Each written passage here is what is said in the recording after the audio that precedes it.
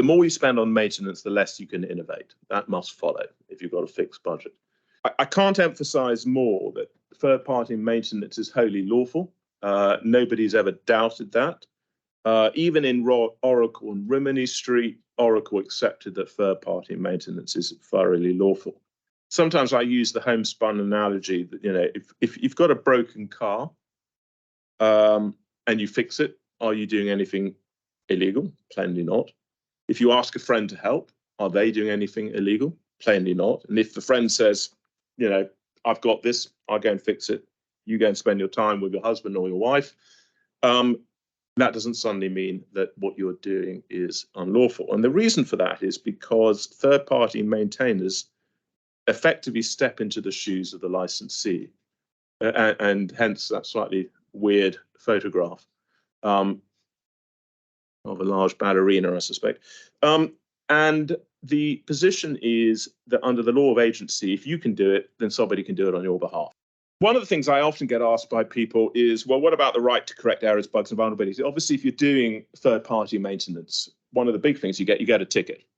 But generally speaking, this is not a problem for third-party maintainers. And there are 3 reasons for that.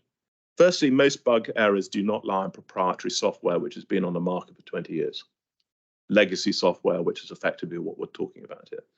Secondly, if I sell you something, if I sell you a car that says it can drive at 90 miles per hour, but it's got a governor on it, which stops it from going at 70 miles per hour, am I entitled to take that governor and effectively take it off so it can drive at 90 miles per hour?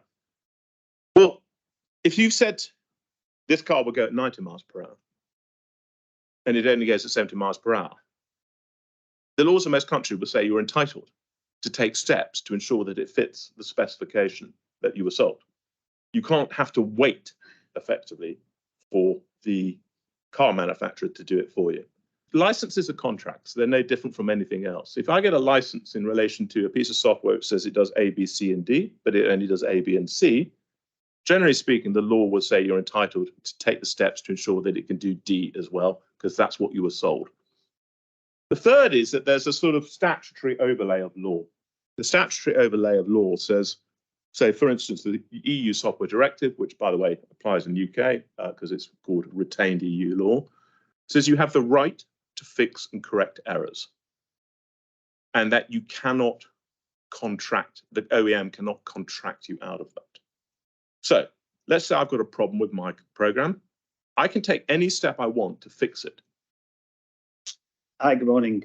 Thanks, Guy, for that, and whipping everybody up into a legal frenzy. So my job now, I think, is to try and calm everybody down a little bit. So I'll talk a little bit about myself, a little bit about Coco.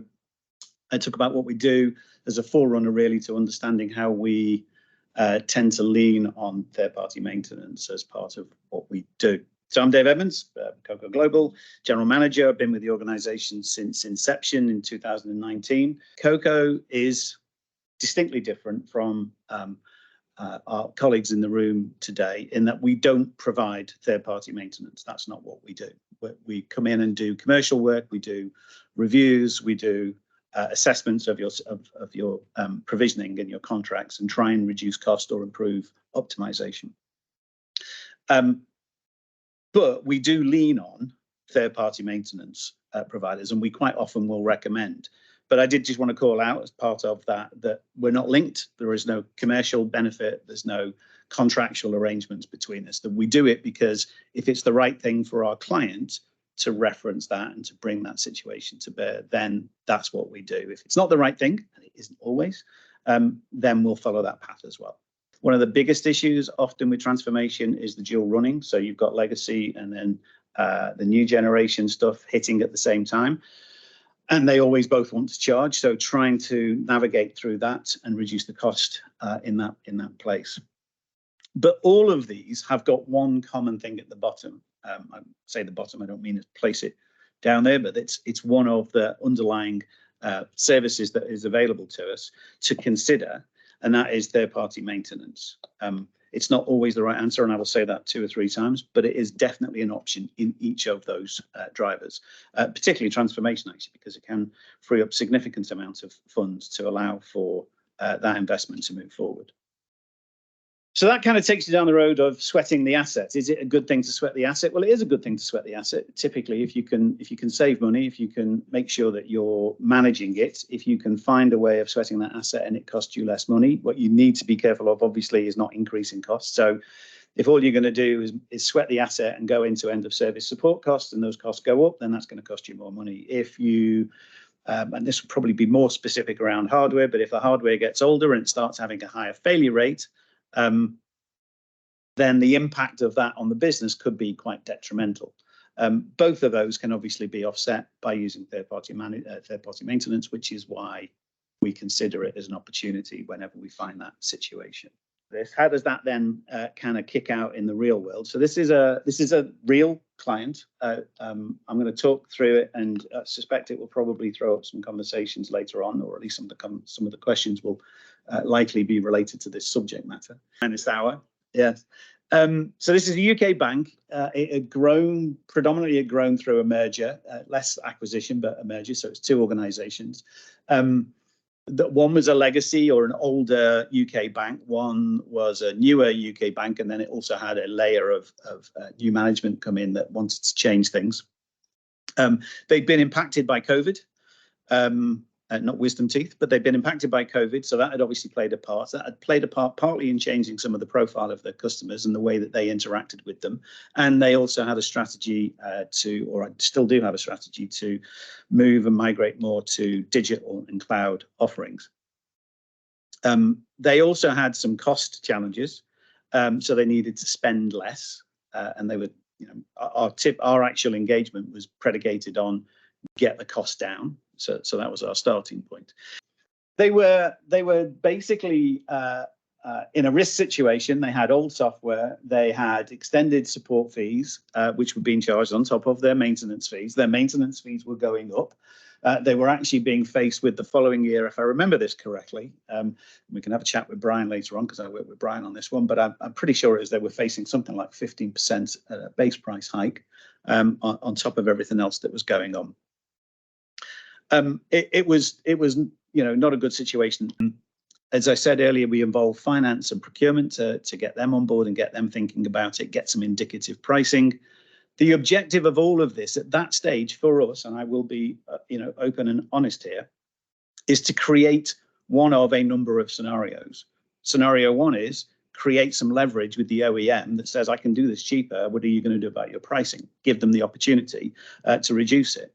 If they don't do that, or depending if they do that, how much, is have that plausible and real alternative to be able to go to an originator and say, well, okay, we now have this situation that we want to formally invite you to provision for, and we start talking about real contractual terms and real benefits. That's when the relationship between the TPM originator in this case and the business owner starts to really take shape, because that building of the relationship and gaining the faith in the abilities to be able to do it and answering most of the questions about, well, what happens if and what happens when, and I'm sure all of those questions will come out in the follow-up after this session. To my knowledge, that relationship is still in place. The customer was certainly very happy with the savings that they made. They've been exceptionally happy, as far as I am aware, with the service that they're receiving, and so much so, as I say, that they brought on their second grouping of software. Third-party maintenance as a capability and a provision in our world is one of the important tools that we can bring to bear to either create leverage or to create the conversation, or ultimately to reduce costs and improve service. I think the final thing I would like to say is that standing up in public and speaking is not my favorite thing to do. I am definitely out of practice after having not done much of it for 4 years.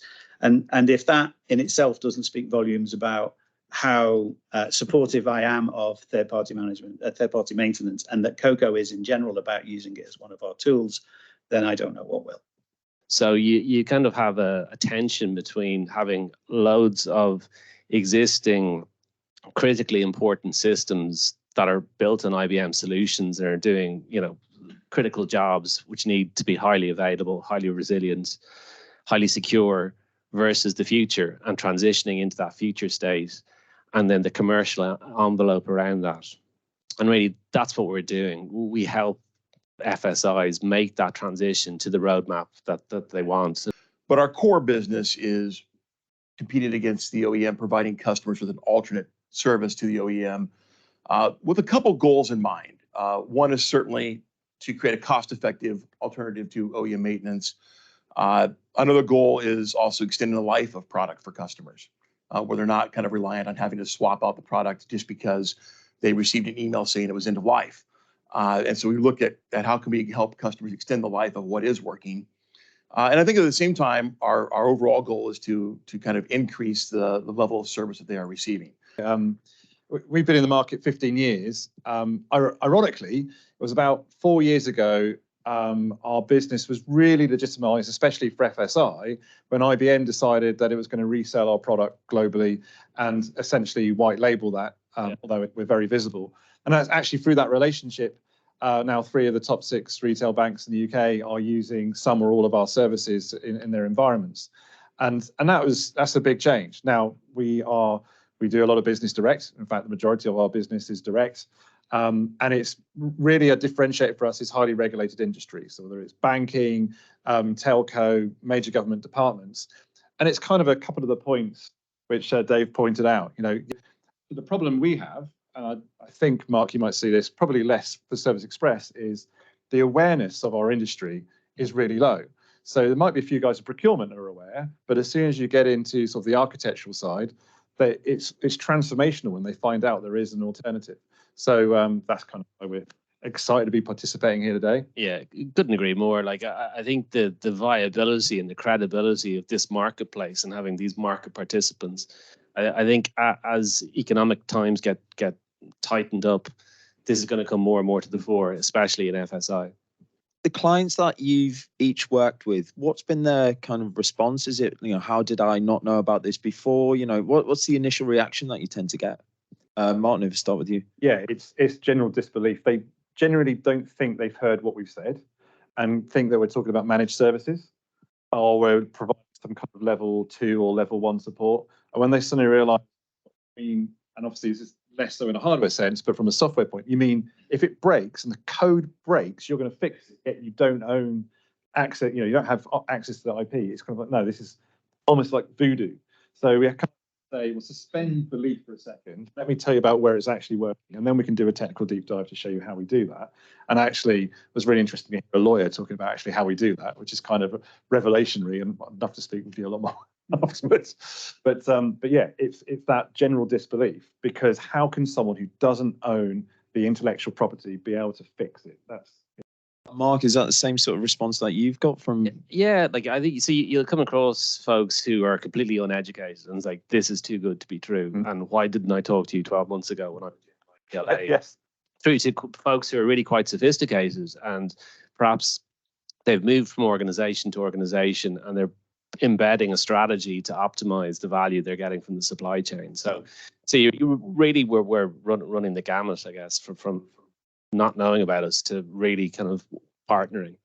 And is that the same from a hardware point of view too? So I think from a hardware point of view, probably the difference there is that people are aware that there is a third-party alternative, but they think it's only relevant for equipment that is end of support or end of life from the OEM. And so they think that the timeline to bring in us is towards the end, when reality is that we can be brought in much closer to the beginning. So I think that's more the education that we have to do with customers, is just what is the right fit, that it isn't always you're about to throw it in the, in the bin, to use proper British slang, to throw it in, to throw it away, or the trash, right? To throw it away, is that no, we can really come in earlier on in the process and provide that maintenance and increase that level of service all the way through and beyond that end of support. So that's really the education that we find ourselves in. 5 years ago, it was about really just about managing costs and trying to get costs under control. And the ways that we would do that would be manifold, and third-party maintenance was one of those. Actually, what shifted in the last couple of years probably is, geez, you've got to get this inflation under control. So costs are going up. And so it's not about driving down the cost that you've got, it's about stop them from going up. and drive them down if you can. And so that becomes the major challenge, I think, in many of the cases today. We saw an interesting, it might be Oracle and SAP specific. There's a whole concept of lots of end of life, especially in banking.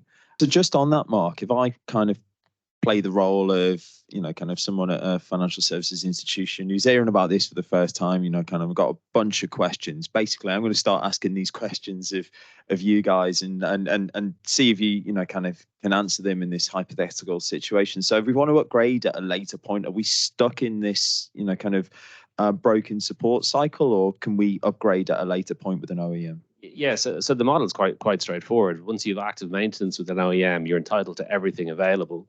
And then if you drop maintenance, you can't get future hitherto be released versions. But the question is, do you want the hitherto be released versions? What's interesting about stopping taking support from the OEM is that you, as Mark says, you're entitled to everything up to the point that you do that. Now, if you're on version 7, but the current version releases version 11, you can still go and do those upgrades behind the scenes. You can work with your third-party maintenance provider and do those upgrades. But there's a nuance, I think, that's also that we always bring out with our clients, and we make sure that they're aware of it.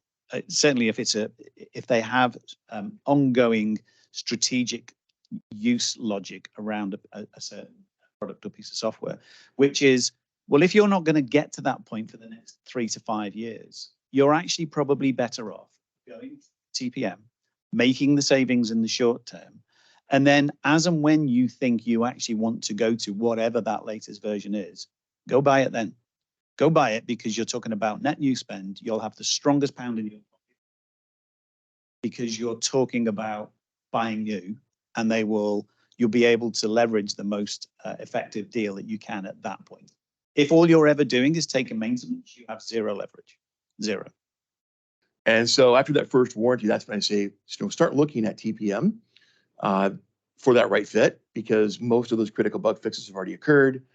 Secondary market now is opened up from a parts perspective, and you're in a prime position to now take advantage of a TPM solution. So on that parts point, are they new OEM parts, or are they otherwise? So that's the other kind of misconception or kind of FUD, right? Fear, uncertainty, doubt that gets pushed out there. If you leave the OEM, the parts you get are generic. They're aftermarket, and the reality is, don't get me wrong, there have been situations of counterfeit parts, mainly on the network side. Cisco's seen that happen. But the reality is, the parts that are out there are from trusted vendors. They're quality parts. They're OEM genuine parts. Okay, right. So I'm sold as a concept. Right. In this hypothetical bank that's sat here talking to you today. Now, I'm talking to my CIO, and he's got questions about security. She's got questions about security. Could be either, obviously. In terms of vulnerability, say for example, we've got a high P1 issue, but we're not sure what the root cause is at the time. Kind of what happens in those sorts of scenarios? Is it TPM? Is it OEM? Is it a combination of both? For a P1 issue, we don't know root cause of. Oh, right. Yeah. But it can't be OEM because you're not working with them anymore. You're working with us.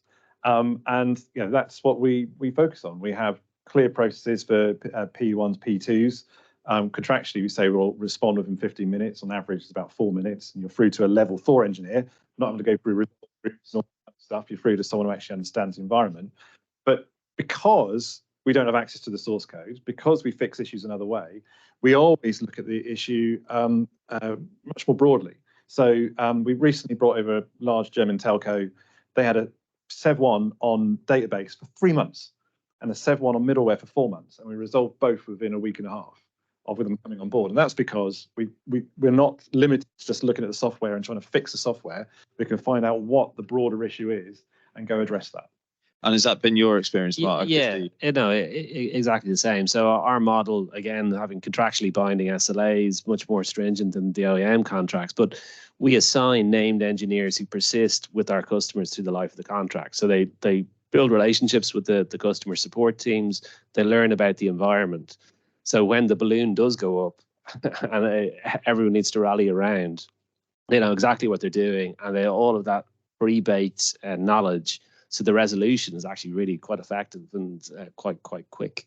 And just sticking with you for a moment, Mark, if I may, what happens when there's a security vulnerability? Who would resolve that? And I think Guy spoke a little bit earlier to this, but perhaps you can expand. Yes, security, I guess, is foremost really nowadays. And certainly there's a perceived risk around adopting a TPM solution. So within Origina, we have a whole security practice.